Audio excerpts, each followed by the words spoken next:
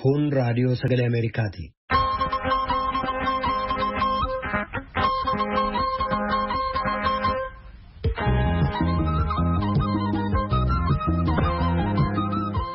Raadiyoon sagalee Ameerikaa wixataa qabee gamaataatti galgala keessaa sa'a lamaan walakkaa jalqabee haga sa'a sadiitti meetir baandii 22-25-31 irratti Waashingtan DC irraa akka dabarsu sagantaa afaan Oromoo amma jalqaba.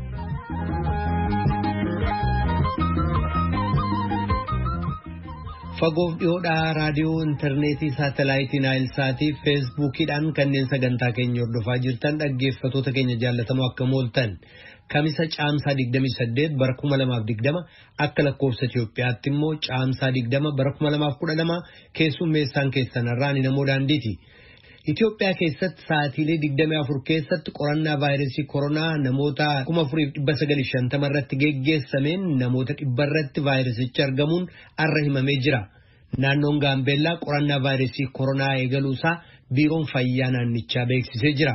Sodaaf yaaddoon vaayirasii koronaa addunyaa kanarratti namoota hedduutti dhibee qorqalbii yookaan saayikooloojii salphaatti irraa dandamachuun hin danda'amne uumaa jira jechuudhaan hoogganaan tokkummaa mootummootaa dubbatanii jiru. Kanneeniif kabiroodhaaf aga xumura sagantaa keenyaatti nu waliin turaa jenna dhaggeeffattoota keenya. Piroodyuuseriin Tamsaasarraa Biraan Hayiluu, Tamsaasa intarneetiif miidiyaa hawaasummaa akka qindeessitu immoo Tigisti Gammeetii oduu har'aaf gara tujubeettan sin dabarsa.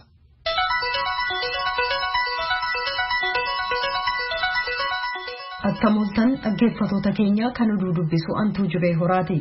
Itoophiyaan har'a lakkoofsa namoota COVID-19 qabamanii isa olaanaa galmeessite. Sa'aatiilee 24 darban keessa namoota qorannaan laaboraatoorii godhameef 4950 keessa 100 vaayirasiin koronaa kan keessatti argame yoo ta'u, namoonni 94 Finfinnee keessaa ta'uun beekameera. Gama biraan Itoophiyaan qajeelfamaa walirraa hiiqiinsa hawaasummaarra deebitee ka fooyyessite yoo ta'u, akkuma kanaan amma namni martinuu ennaa manaa ba'u maaskii kaayyachuu qaba. Kanarratti oduudhaa booda gabaasa qabna. Addi bilisummaa uummata Tigraay TPLF mootummaan federaalaa kutaalee biyyattii garaa keessatti dhiittaa mirga namaa raawwataa jira jechuun himate. Ibsa ayyaana caamsaa 20 baaseen akka jedhetti waggoota 29 dura Ihaadeeg aangootti dhufee jedhee jira. Paartichi mootummaa yeroo ammaa jiru sirna abbaa irree dargiin wal fakkeessuudhaan mootummaan Abiyyi olaantummaa gosa tokko deebisee fiduu barbaadaa jechuun himate. Mootummaan federaalaas deebii kennee jira. Gabaasa Mulugeetaas Bahaa Maqaleerraa erge jaallannee dubbisa.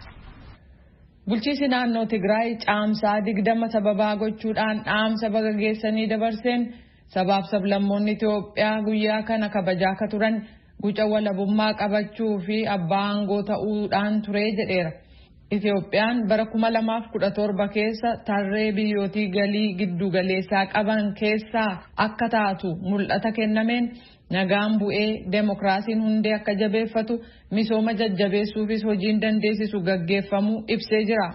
Deemsa ture keessa uummanni Itoophiyaa abbaa taayitaa ta'uun mirkanaa'ee daldalli fi investimentiin babal'atee kabajaa bilisummaa fi abbaan biyyummaa biyyaa ol ka'ee akka mul'atu ta'eeraa jedha ibsi ba'e. Qeeqa dhiyeesseenis ibsi kun mootummaan federaalaa kabajaa fi walabummaa biyyattii haala salphiseen walabummaa imaammata biyyaa darbatee gatuudhaan balbala jiran mara humnooti alaaf banaa godhee jechuudhaan dhaabbatoota gurguddoo biyyattis gurgurtaaf dhiyeessee jedheera. Dhukkuba koronaa ittisaa filannoo guutuu biyyaa gaggeessuuf haala mijeessinee walii wajjin haa hojjennu jechuudhaan paartilee siyaasaa hoogganotaaf hayyoota gaafatee jira. Uummati Eertiraas baga guyyaa bilisummaa kana geessan kan jedhu ibsi kun uummata biyyootii lamaanii gidduutti keessumaa hoogganoota biyyootii lamaan gidduutti wanni deemaa ture danqamuusaa himatee jira jechuudhaan Mulugeetaa Asbahaa Maqaleerraa gabaaseera. Gama kaaniin qeeqa bulchiinsi naannoo Tigraay mootummaa federaala Itoophiyaa irratti dhiyeesse kun dheekkamsaa fi miiraan kan guutame jechuudhaan itti gaafatamaan kutaa pireesii kan waajjira muummicha ministeera Itoophiyaa obbo Nugusuu Xilaahuun dubbatanii jiru. Jijjiiramaan margame kanaaf sababaan hammeenya sana dura gaggeeffame ta'us ibsan. Gareen bulchiinsa naannoo Tigraay hoogganu ibsa kana fakkaate kan baasu achuma Tigraay keessatti gaaffii ka'aa jiran bifa biraa qabsiisuufi jedhu obbo Nugusuun. Qabeenya saamameen Itoophiyaan godina yaaddoo akka taatuuf hojjechuurraa of qusachuu kan wayyu ta'uu obbo Nugusuu Xilaahuun hubachiisaniiru jechuudhaan Iskindir Fireew Finfinnee irraa gabaaseera. Lammiiwwan Itoophiyaa Libaanan keessa turan 337 galmeen imalaa qophaa'ee fi gara biyya ofiitti akka deebi'an taasifameera. Har'a Beeruutii kan ba'an lammiiwwan Itoophiyaa kun gara biyya ofiitti deebi'uuf kana dura doolaara 550 baasanii kan turan yoo ta'u maallaqi isaanii guutummaan deebi'uuf isaa Libaananitti kan argamu waajjirri qoonsilaa Itoophiyaa raadiyoo sagalee Ameerikaaf ibsee jira. Gama biraan sochiin har'aa kun haala adda addaan kanneen rakkoo keessa jiraniif lammiiwwan biyya ofiitti deebi'uu barbaadaniif abdachiisaa ta'u koreen hojii raawwachiistuu hawaasa Itoophiyaa Libaanan keessaa ibsaniiru jedha gabaasi Ababaayyoo Gabayyaa'u. Dargaggoonni magaalaa xiqqoo naannoo Dassee keessa jiran fedha ofiin kaka'uudhaan sooshaal miidiyaa gargaaramanii kanneen yeroo rakkisaa ta'e kana keessa deeggarsa barbaadaniif maallaqa walitti qabanii jiru. Hanga ammaatti qarshii miliyoona 2 ol walitti qabu isaanii Masfin Arraagee gabaaseera. Kan dhaggeeffataa jirtan raadiyoo sagalee Ameerikaa sagantaa afaan Oromooti. Kutaa Yuunaayitid Isteetsi Minisootaa magaalaa Miniyaapolis keessatti namni gurraachi tokko harka poolisiitti du'uun roobii kaleessaa mormii hokkaraan guutame kabiroo dhaqqabsiisee jira. Televiziyoona irratti fakkiin mul'ate poolisiif hojjettoonni ittisa ibiddaa suuqii ibidditti qabsiifame fuulleetti kan argaman ta'uu mul'ise. Ibiddi sun kan qabate fuullee buufata poolisii hiriirtonni mormii kibxata darbe poolisii waliin walitti bu'anitti ture. Aariin namoota kan belbele wixata darbe gurraachi lammii Ameerikaa George Floyd jedhamu dhimma foorjariin wal qabatee shakkamaadha jedhamee erga qabamee booda harka poolisiitti erga du'ee booda viidiyoon moobaayila harkaan waraabame Floyd harkisaa boodatti hidhamee lafarra erga ciibsamee booda poolisiin adii morma isaarra jilbaan dhaabatee mul'isa. Floyd hafuura baafachuun dadhabe jedhee poolisichatti ennaa iyyatu dhagahama.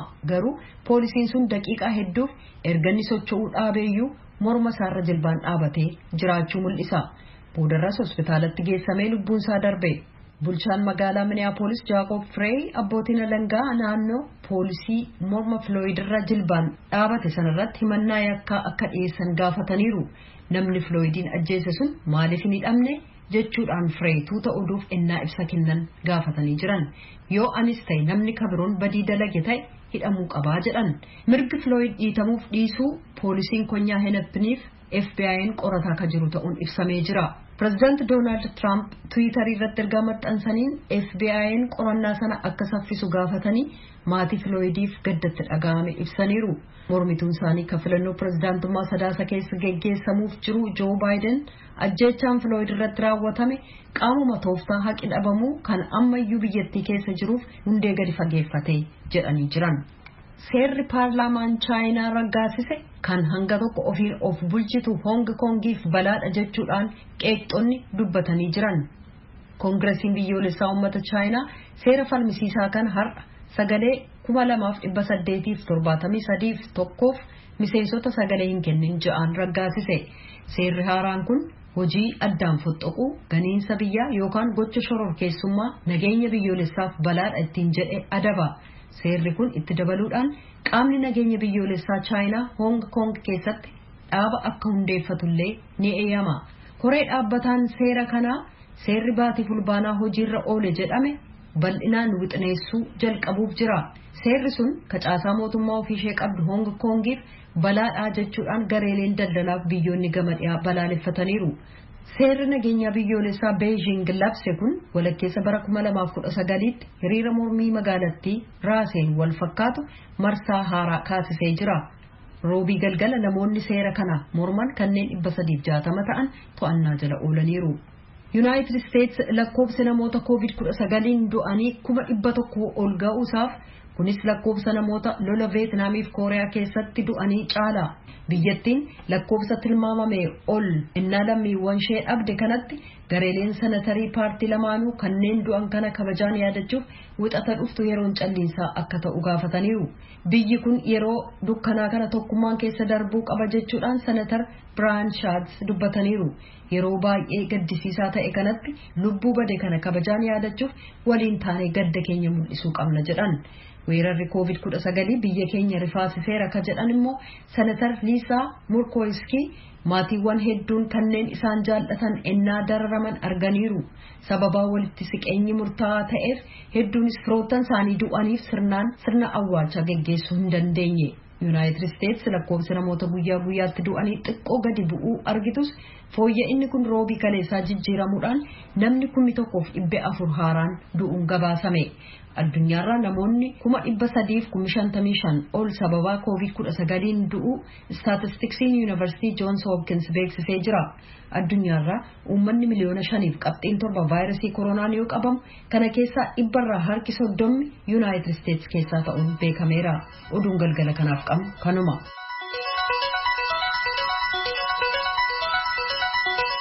Kadhagaa jirtan as Waashingtan DC irraa kadabru raadiyoo sagalee Ameerikaa sagantaa afaan Oromooti. Itoophiyaa keessatti sa'atiilee 24 keessatti qorannaa vaayirasii koronaa namoota 4,500 irratti geggeessameen namoota 100 irratti vaayirasichi argamuun arra himamee jira. Waajjirri Abbaa Alangaa kan Itoophiyaa qajeelchota dabalataa tamsa'ina vaayirasichaa ittisuu danda'a jedhu ifatti beeksisee jira. Muktaar Jamaal kanarratti gabaasaa qaba.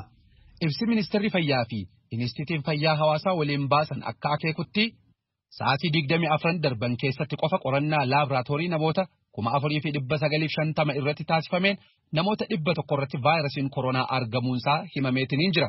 Namoota vaayirasichi irratti argame keessaa 62 kan ta'an kanneen imala biyya alaa qabaachuu fi namoota dhibee kanaan qabaman waliin tuttuqqaa qabaachuun isaanii kan hin beekamne yoo ta'u, namoonni 35 nama vaayirasii koronaatiin qabame wajjin kallattiidhaan tuttuqaa akka qabaataa turanii fi namoonni 3 ammoo seenaa imala biyya alaa akka qaban addaan baafamuu isaa Ministeerri Fayyaa fi Inistiitiyuutiin Fayyaa Hawaasaa beeksisaniitiin jiru.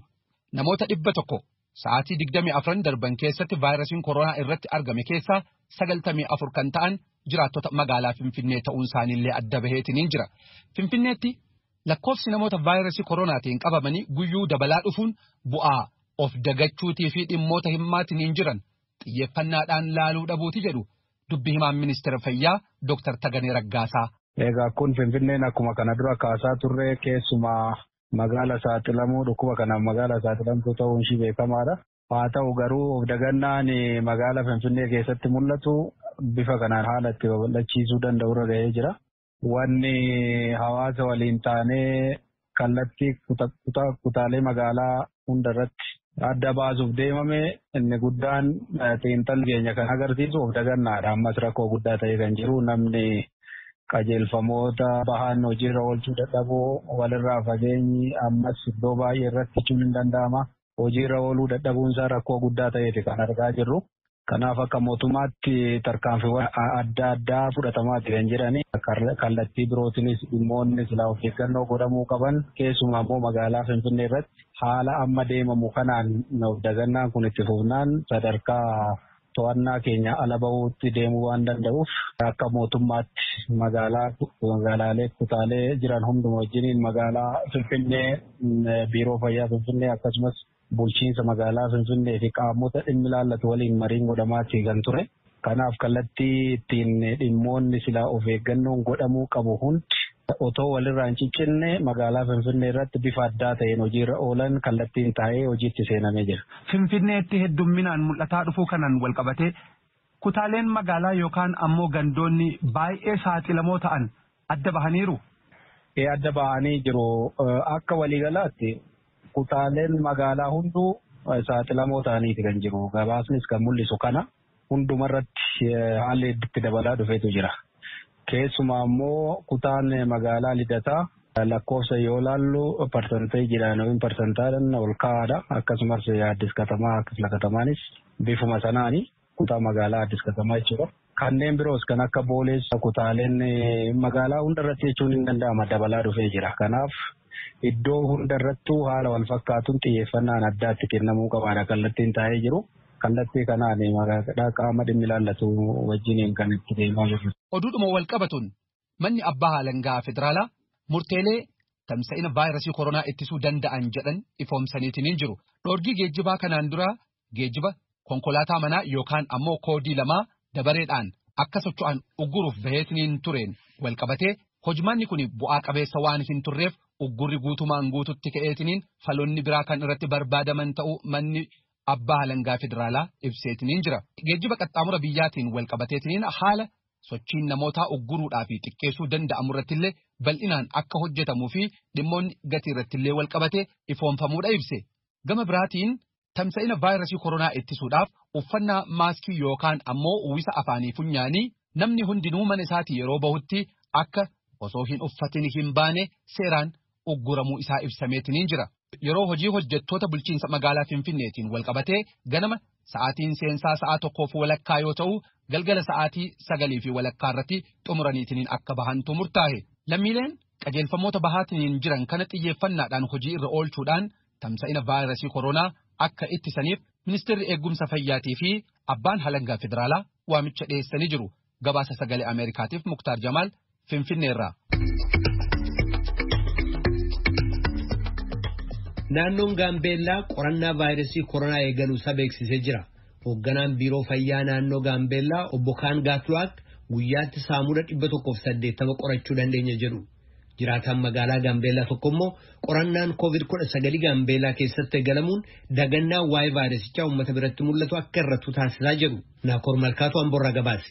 Itti gaafatamaan biiroo fayyaa naannoo Gaambeellaa obbo Kaan Gaatluwaak raadiyoo sagalee Ameerikaatti akka himanitti torbanarraa jechuunis akka lakkoofsa Itoophiyaatti caamsaa 13 bara 2012 irraa jalqabuudhaan wiirtuu laaboraatoorii Gaambeellaa gara giddugaleessa qorannoo COVID-19 tti geeddaruu isaaniiti kan isaan himan. Hojii qorannoo vaayirasii koronaa kana jalqabuun isaanii faayidaa ni qabaata jedhanis akkasitti ibsanii jiru.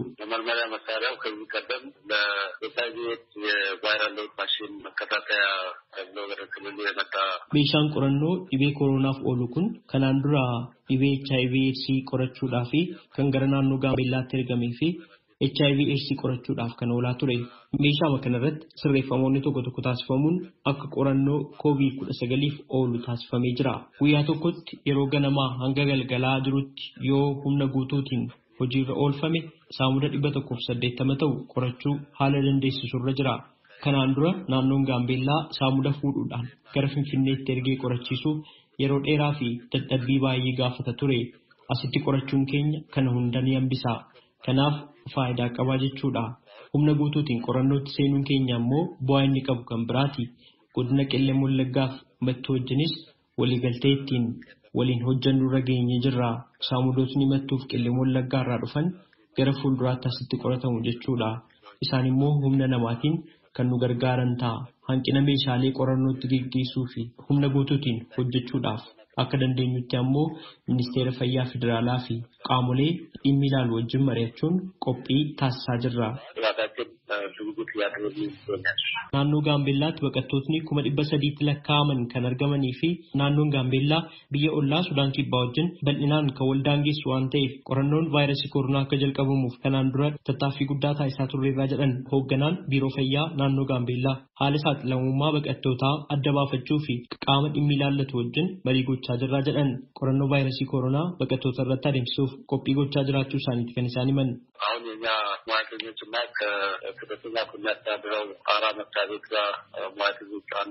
Ogeessotni naannoo Gaambeellaa fi waajjirri dhimmi baqattootaa ilaalu Gaambeellaatti argamu waliin ta'uudhaan baqattootni vaayirasii koronaatiin shakkamanii fi mallattoon dhibee kanaa irratti mul'ate namoota 100 ta'an akka saamudni isaanii fudhatamee qoratamu haalotni mijeeffamaa jiru.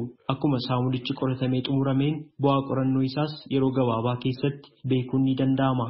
Meeshaan qorannoodhaaf ta'u kun yeroo humna guutuun hojiitti seenu Gaambeellaatti haalli facaatii vaayirasichaa maal akka fakkaatu waan mul'isu argachuu dandeenyaa jennee abdanna. Qorannoon vaayirasii koronaa naannoo Gaambeellaatti jalqabamuu isaatiin namootni adda baafamanii bakkeewwan turtii addaa garaagaraa keessa jiran bifa salphaa ta'een akka tajaajilichaa argatan kan isaan dandeessisudha jedhan hoogganaan biiroo fayyaa naannoo Gaambeellaa obbo Kaan erga COVID-19 Itoophiyaa seenuun beekame jalqabee naannoo Gaambeellaatti hojiiwwan ittisaa garaagaraa taasifamaa turanii jedhan. Haa ta'u malee iddoo tokko tokkotti dagannoon jiraa jedhan.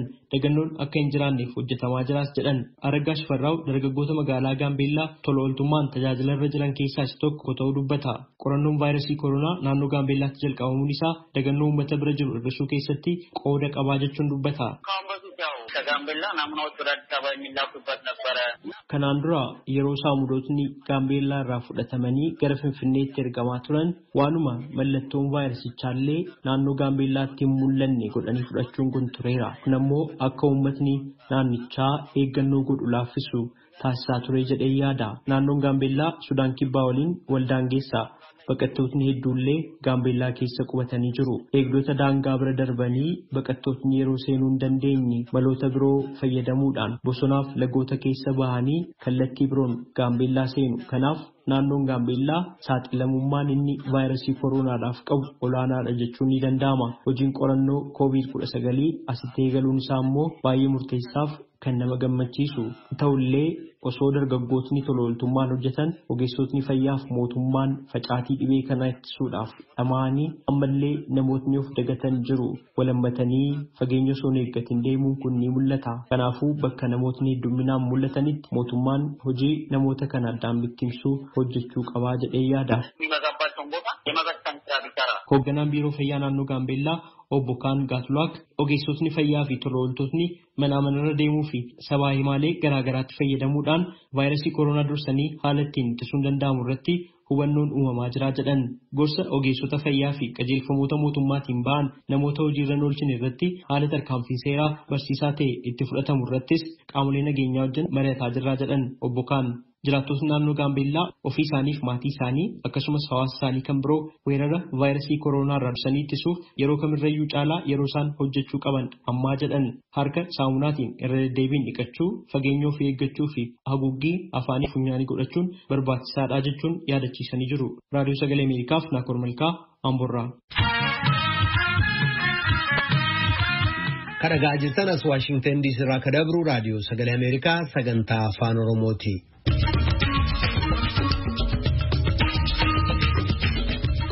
Barreessaan muummichi tokkummaa mootummootaa Antooniyoo Guterres namoota addunyaarraa miliyoona hedduu sababaa COVID-19 rakkoo qorqalbii yookaan dhibee sammuutiin gidiramaa jiraniif akka wallaansi fayyaa kennamu waamicha dhiyeessanii jiru.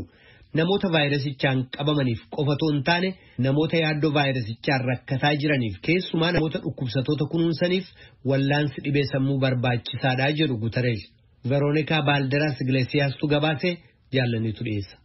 Mariisaaf abbaa warraa ishee Juan Carlos lachuu narsota yoo ta'an hospitaala Washington DC jiru tokko keessatti kutaa namoonni akka hamaatti dhukkubsatanii fi lubbuuf isaan sodaachisu ciisan ICU jedhamu keessa hojjetu. Mariisaa Wiswell akka jetteetti patients are put on ECMO, which is bypassing their lungs. Dhukkubsattoonni kun meeshaa somba isaanii bakka bu'uudhaan qilleensa qulqulluu oksijiin jedhamu seensisee qilleensa gubate kaarboon daayoksaayiid jedhamu qaama isaanii keessaa baasaaf jiraachuuf carraa dhumaa qabanii jechuudha. Intalli kooshee guddoon jette aazmaa yookaan asmii waan qabduuf jecha dhukkuba COVID-19 gara mana keenyaatti akka nu waliin deemuun feenu sababiinsaas akka salphaatti warra miidhamuu malan keessa waan taateef jette. Abbaa warraa ishee Nersin Juan Carlos Torres akka jedhutti we in the front line, we know what's happening and we know that there's no cure. Qorasa duraa irratti bobbaanee jirra. Maaltu deemaa akka jiruu fi COVID waan ittiin fayyu akka hin qabne beekna. Kanaaf uffata jijjiirrachuu, kophee alatti baasnee ol galuu, qaami keenya hundumtu qulqullaa'aa ega ta'e booda ol galuu akka qabnu hubanna. Yoo kun ta'e vaayirasiin koronaa nu waliin manan seenuu jedheera. Dhukkuba COVID-19 nan qabamaa jedhanii yaadda'uu fi sodaachuun kan ogeessota eegumsa fayyaa weerara dhukkuba COVID dura dhaabbatanii sana duwwaa miti. Waaltaan qorannaa Pew jedhamu akka gabaasetti lammiiwwan Ameerikaa 3 keessaa harki tokko yaadaan dhiphachuu ka sadarkaa olaanaa keessa jiru jedheera. Kunis yeroo waan hundumtuu cufamee mana keessa oolan sanatti ta'uu beeksiseera. Ogeessota eegumsa fayyaa rakkoo kana itti dhiyeenyaan hordofaa jiran keessaa Liisaa Kruger tokko akkas jetti. Some people will respond in a fight or flight kind of way in which namoonni hangi tokko yaada isaan lolu deebisanii loluudhaan sodaa fi yaaddoo sadarkaa olaanaa keessa seenu. Kanneen biroon immoo rakkoo isaan mudate callisanii adoodanii ilaalu. Inni akkasii immoo jonja'anii waan sana hubachuu dadhabarraa yookaan kan afaan Ingiliziin depression jedhamu keessa seenuu ta'uu waan maluuf dammaqiinsaan hordofamuu qabu jedhan. Neersonni abbaa manaaf haadha manaa ta'an Mariisaaf Jo'aan gara yaada sammuu keessaa qabanii ilaaluuf yeroon qaban xiqqoodha. Ijoollee durbaa qaban lamaan hanga danda'ameetti fayyaa ta'anii jiraachuu akka danda'an gochuun qiyyaafata isaanii isa jalqabaati. Show our emotions in front of them or our fears, so I don't think they know. Waan nutti dhaga'amu isaan duratti hin calaqqisnu. Kanaaf waan ta'aa jiru kan beekan natti hin fakkaatu. Sodaa guddaa nan qabu. Lamaan keenya neersota waan taaneef duunee ijoollee keenya warra malee hambifnaa laata ka jedhu jedheera Jo'aan. Yaadaan liqinfamanii jiraachuun gaarii mitii jechuudhaan immoo hayyoonni akka Dr. Eesan Habib Power gorsa kennu.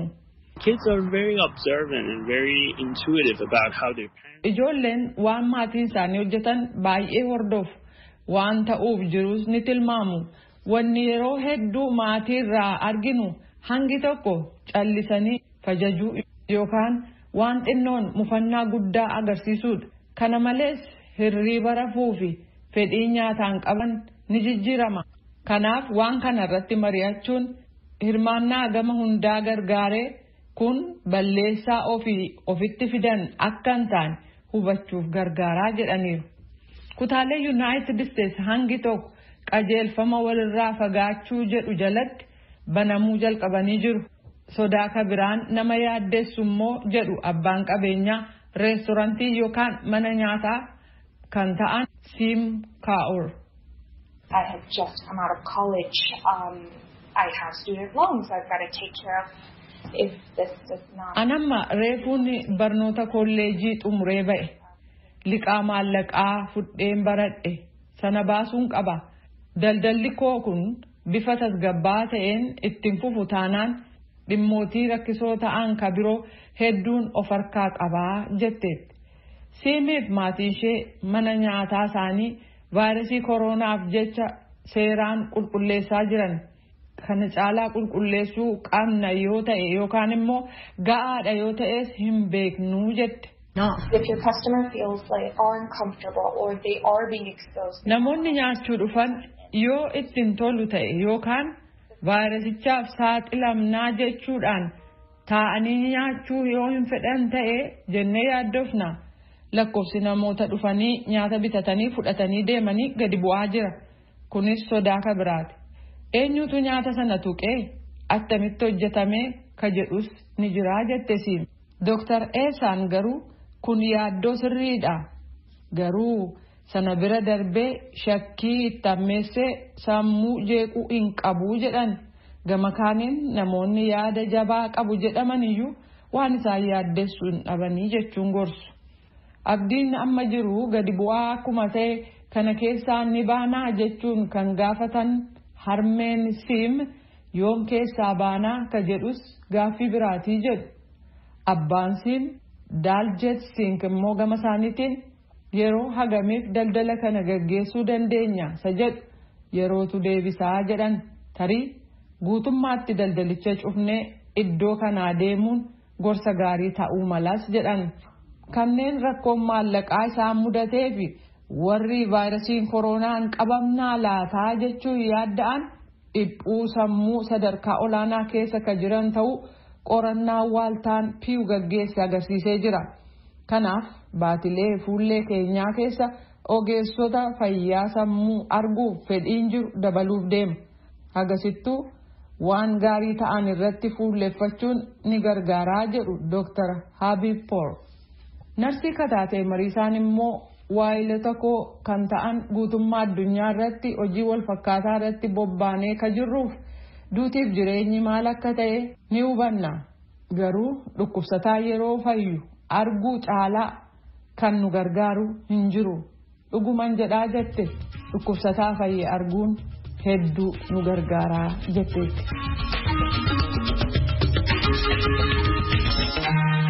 Kadhagaa jirtan raadiyoo sagalee Ameerikaa sagantaa afaan Oromooti.